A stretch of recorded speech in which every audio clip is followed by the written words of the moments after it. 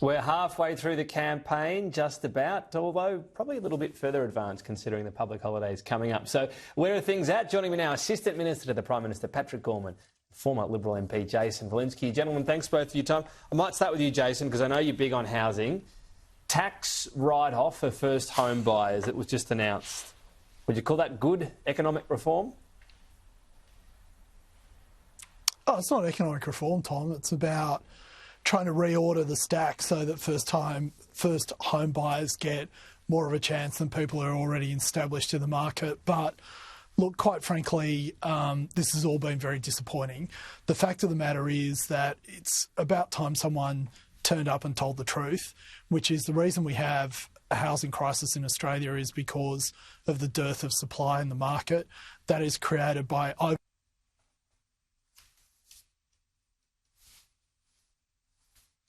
We've got an issue with Jason's microphone. We'll get someone to scurry in and try to fix it.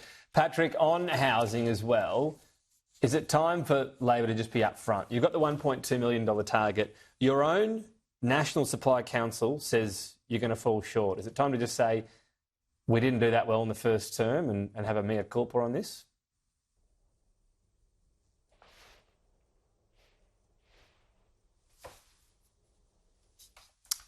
All right.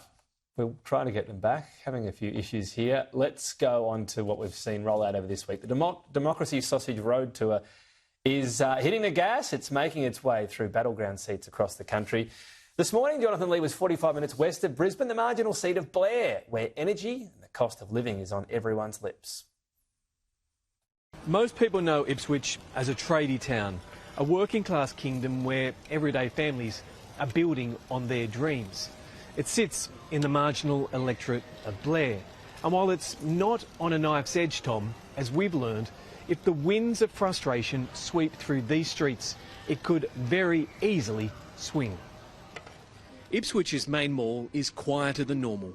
We're told the school holidays mean many families are away camping. They're not luxury holidays.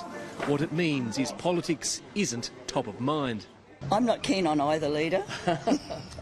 Why is that? I'm not keen on either party. When it is, people talk about housing, energy prices and the now irrefutably high cost of living.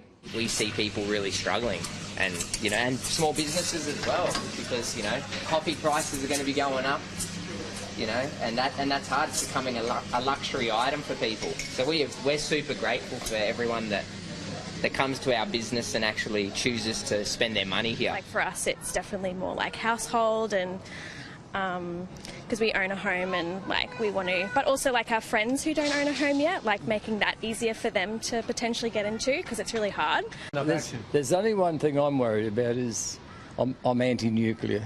You're anti-nuclear? Yes. I'm not keen on that at all.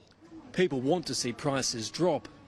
Shane Newman has been the MP here since Kevin Rudd was Prime Minister. He knows Labor's ahead in the polls, but nothing is certain in politics. When we look at the current federal election, you've just about got this one sewn up, don't you? Don't say that, mate. In sporting terms, can I just tell you, it's nil all. No one's cast a vote. You can't take a single thing for granted. So what I'm hearing is you're basically taking your foot off the accelerator and you guys are home. I do not believe that for 1 minute. I think I got up at 4:45 this morning, can I tell you, just to meet with you. There's a modest respect for the opposition leader too. Look, I admire anyone and respect anyone who puts themselves forward for public office, particularly someone who puts themselves forward for leadership of the country. I think Peter's a pretty decent human being. I don't agree with him on politics. One figure around Ipswich always looms large. Senator Pauline Hanson has been tried and tested many times. Do you want to prick them first? I love pricking a few. It is a metaphor-rich environment. Yes, it is. So I'm imagining we do this, we're going to get some fat spitting in our faces. I've had more than fat spit in my face. At Willowbank Raceway nearby, she proudly channelled the presidential figure whose shadow looms over this election. When Jacinta Price came out and said, "Make Australia great again," And Little Proud gets on the camera and he says, oh, well, it was a slip of the tongue. I am so angry about that. I'm going to shout it out. Make Australia great again. There's nothing embarrassing about that. The battle in Ipswich is to get in front and stay there. With so many voters still undecided, and that pattern likely to be replicated right across the country, this election, Tom, could still cook up an issue neither party is even yet aware of. All right, we've been having some issues. I'm just going to hope that we've got our panel back, former Liberal MP, Jason Falinski, and Assistant Minister to the Prime Minister, Patrick Gorman. Pat, I was asking you about housing, and I know you love a good straight answer. You're not going to hit 1.2 million. Your own Housing Supply Council says that. Is it time to just have a mea culpa on this? We've already built 450 homes since we came to office, and we are determined to build even more. We've set that goal of 1.2 million. We recognise that the Commonwealth has a big role to play, the states and territories have a role to play, and local governments have a role to play, and that's where Jason and I agree. We agree that making sure that local governments do their bit is how we ensure we get more supply into the system and we get more homes for more Australians. All right, I'm being told no one can hear me, which maybe for Jason and Patrick this has been the dream.